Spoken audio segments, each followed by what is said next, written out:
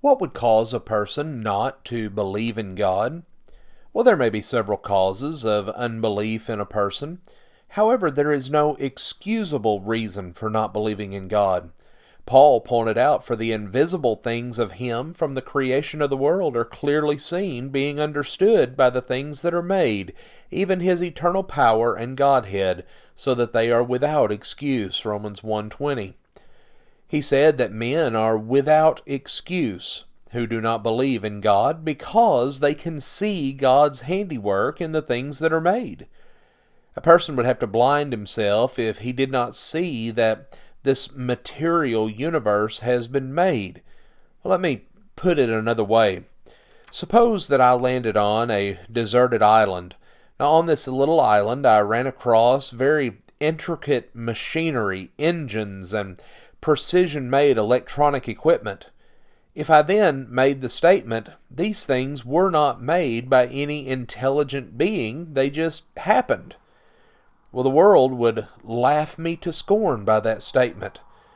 But there is no difference between my saying this and a man saying that there is no God.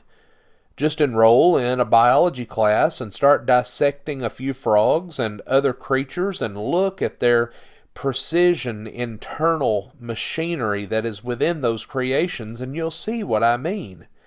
But there are some who simply don't want to believe in God. And there may be a reason why I refuse to acknowledge that an intelligent being made that machinery on that little hypothetical desert island. If I didn't want to believe it bad enough, I could blind my own eyes even to the truth. And this is the one reason why some do not believe in God today. They don't want to believe in Him. They recognize that if God truly exists, as the Bible says He does, then they'll have to make certain changes in their lives that they're just not willing to make.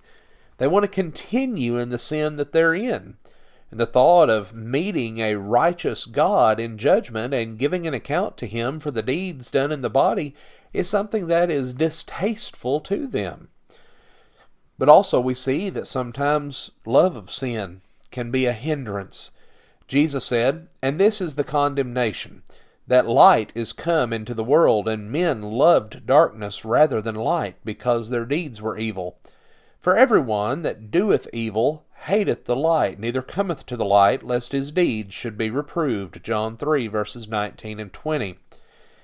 Now there's the heart of the matter. Many do not come to Christ because they love their sins more than they love the truth. They don't want to be bothered. They don't want to change. They would rather do as they please rather than please God. But the frightening thing about the day of judgment, it hovers over their heads because they will not accept. The frightening specter of Judgment Day, it is there hovering should they accept that there is a God. For them, it appears that the only way to remove this fear is to completely deny the existence of God. But Paul said, "And even as they did not like to retain God in their knowledge, God gave them over to a reprobate mind to do those things which are not convenient." Romans 1:28. In other words, by getting rid of God from their minds, they were now free to practice all the evil things that they previously were afraid to do on account of the thought of meeting God in judgment. But then also, sometimes we see that unbelieving teachers are able to plant doubts in the minds of many. Opponents of God so often are very outspoken in spreading their propaganda in books and speeches and tracts and other information, and even in entertainment media. We see professors in some colleges teach theories of philosophy and science to children that are destructive to their faith in God and to His Word. And it's alarming how unbelief is planted in young minds today, causing them from a very young age to doubt the existence of God, the very one who made this world. After they have sat through these courses of instruction at the feet of unbelieving and atheistic teachers, we see that so often their faith is destroyed.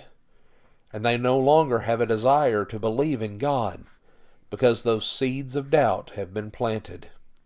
Friends, we want to thank you for joining us for our program today. Please consider these things that we've discussed and have a blessed day.